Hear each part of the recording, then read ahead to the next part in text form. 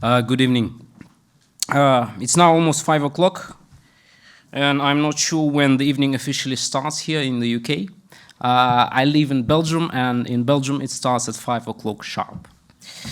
I hope this day was not only interesting and informative for you, but also quite efficient in terms of establishing new contacts and getting an outlook on possible new business opportunities.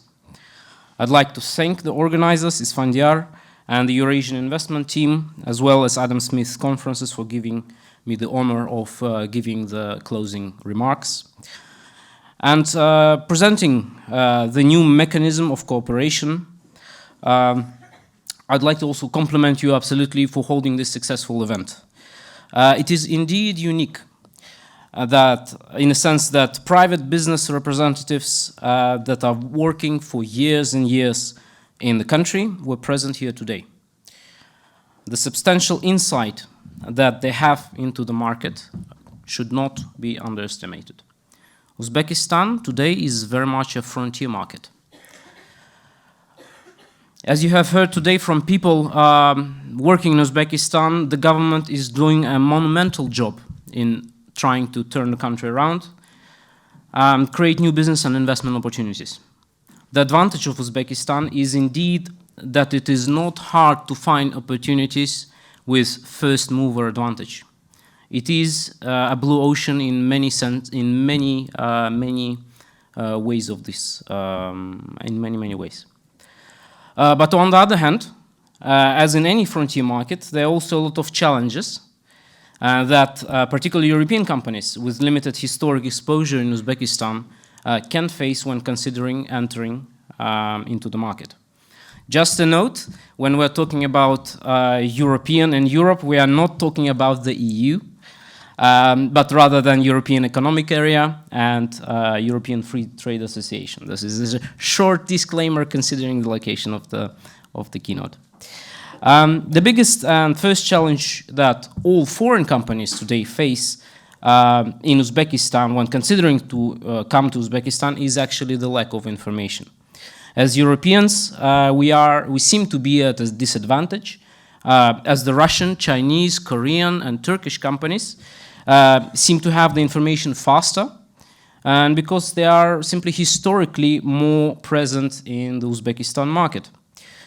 Today, we are ready to change that with the establishment of the European Uzbekistan Association for Economic Cooperation, which has been, as of today, already endorsed by the government of Uzbekistan and by the president, as well as a number of the largest European companies in the market.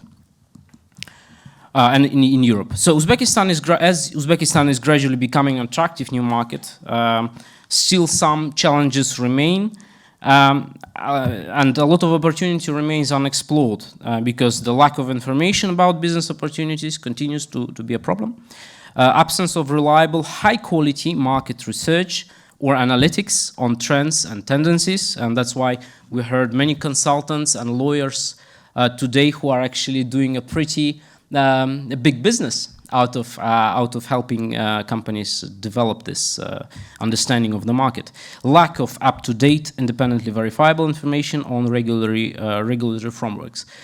It is not that it is not there. It is just the European companies are not used traditionally to obtain it from the embassies, which have this information usually.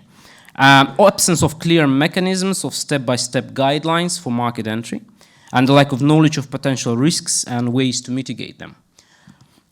So, what will the European Uzbek Association actually do?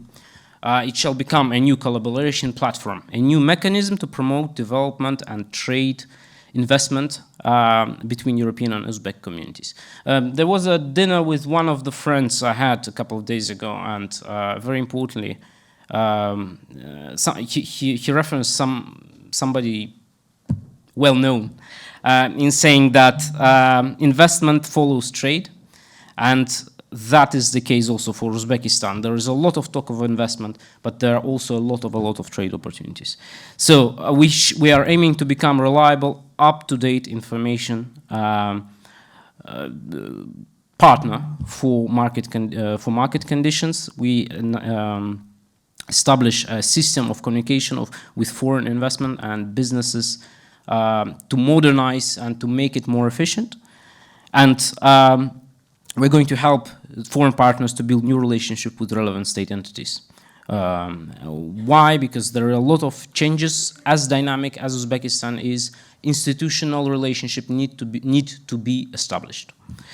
We already established a very close collaboration with a number of ministries, and that's investment and trade, finance, chamber of commerce, capital markets agency, public-private partnership, embassies, regional administrations in various regions, state-owned commercial entities, and private business as well. So facilitating closer dialogue means dialogue between all stakeholders involved on the market. Then it will move everybody forward. How it really works at this time. So the embassy, usually, well, if you're exploring business opportunities, there are other ways, of course, in trying to enter direct discussion with different ministries, but usually it's the embassy of Uzbekistan, and then you transfer, which transfers your information or your request to the Ministry of Foreign Affairs, then it transfers to the Minister of Investment and Trade, and then it transfers to whichever channel, let's say, specific ministry or agency that you're looking to collaborate with. That slowly, then slowly you start establishing the relationship with various organizations. What we aim to do is simple, is we're trying to cooperate with all the stakeholders along the way in order to provide you, the European companies, the most up-to-date, precise information for decision-making, particularly, especially when you're looking for specific opportunities on the Uzbekistan market. The board is the key. As for any non-profit, non-commercial organization, today that board, I can announce some things, I'm not allowed to announce others. On the Uzbek side, I'm already able to present you the board, which is headed by the Minister of Foreign Trade and Investments. You have the key ministers and vice ministers who are responsible for foreign cooperation. There is a European business side because of many of the companies that we have included in the board are stock listed. There's a certain procedure to follow, so I'm not able to announce all of the names on the European side yet. But Klaus Mangold, chairman of supervisory board of Knorr-Bremse, a good friend of Uzbekistan, is the co-chairman of European Euros supervisory board. You have Medef, who is going to be Christophe Fontaine, who will vice chair the organization, and you have Simon McGee, who is based here in London. Many of you probably know him, and he is also on the board. A place is reserved for the member of the board of Siemens, who just walked into the room. Not the board member, but the representative of the company. And there are also several CEOs and board members of the largest European companies. There are a total of 10 people, but again, because of the company's size and the fact that they're stock listed, I'm not yet able to announce. We have the bilateral cooperation. We have the chairman of the Uzbek British Society, the chairman of the Uzbek French Business Club, president of the Uzbekistan Italian Chamber of Commerce, and a place is reserved for the European ambassador in Tashkent. We have also invited several CEOs and board members of Uzbekistan largest companies. The success of this organization will depend on the relationships that will be established with the framework of this organization. We are there to facilitate closer dialogue. We are there to facilitate on all levels the information exchange and open, precise two-way communication between Uzbekistan government and the business in Europe. Key characteristics which we aim to achieve within the first year of operation is that we are aiming to become the European business organization, meaning endorsed by European Commission, which will provide us access to also supporting European business who will be already present in the country in terms of protecting certain interests.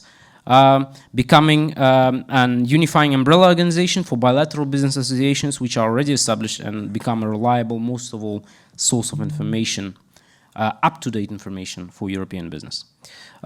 Continuous communication and networking platform comes with the territory and exchanging information and effective dialogue between European business community. So I do encourage you, we do have a newsletter which is quite insightful and unique. It's going out every month, and it is certainly it's open, it's open source, and we don't ask to subscribe, but it's something that you will not see otherwise in the open sources, because the ministries provide us with very insightful, very precise information in order to communicate to the European business. Thank you very much for that. And it's indeed, I hope that you had really a successful event, because this is not something that happens very often, and especially in London. We have very large pool here of people who are present from all over different industries. We have experts here, we have the government officials. We don't get together this often in Tashkent, to be honest, but it is indeed useful, and it is indeed my hope that this event opens a new cooperation platform for the future as well. Thank you very much.